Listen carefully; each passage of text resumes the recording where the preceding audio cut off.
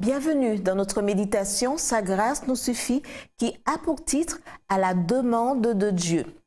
C'est par la foi qu'Abraham, mis à l'épreuve, a offert Isaac.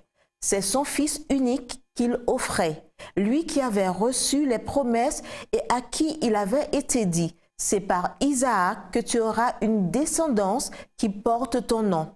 Hébreux 11, versets 17 à 18.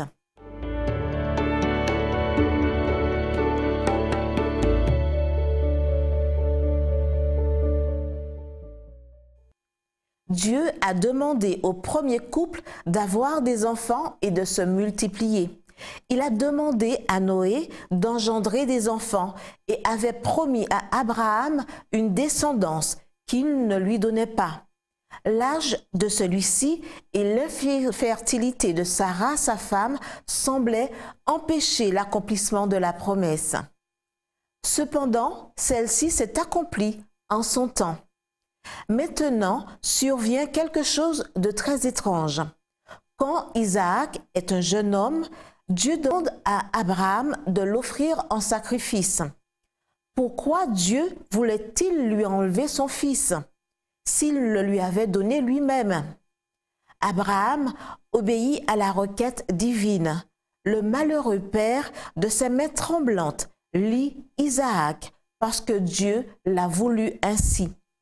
Mais quand tout est prêt, quand la foi du Père et l'obéissance du Fils sont rendues évidentes, l'ange de l'Éternel arrête la main levée d'Abraham sur le point d'immoler son fils. Il lui dit, « Je sais maintenant que tu crains Dieu et que tu ne m'as pas refusé ton fils, ton unique. » Genèse 22, verset 12.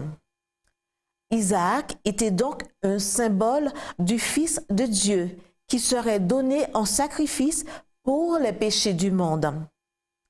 Aujourd'hui, c'est Noël et la chrétienté célèbre la naissance du Christ, même si nous savons que ce n'est pas la bonne date.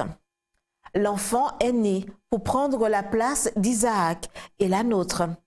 La Bible dit que lorsque Jésus est né, les sages d'Orient ont fait un long voyage apportant des cadeaux pour l'enfant. L'encens était utilisé dans les rituels religieux. La myrrhe était la sève d'un arbre. On l'utilisait pour préserver les corps à la sépulture. L'or était un symbole de royauté. Ainsi, le nouveau-né était honoré et reconnu comme un sacrificateur, un sauveur et un roi. Les mages apportèrent au sauveur les choses les plus précieuses qu'ils avaient. Ils nous donnèrent un exemple. Beaucoup offrent des cadeaux à leurs amis, mais n'ont rien pour l'ami céleste dont ils reçoivent toutes les bénédictions. Nous ne devrions pas faire cela, mais réserver au Christ le meilleur de tout ce que nous avons, notre temps, notre argent et notre amour.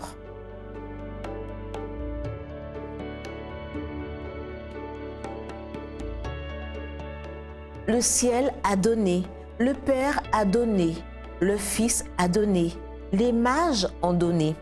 Aujourd'hui, je propose un Noël différent.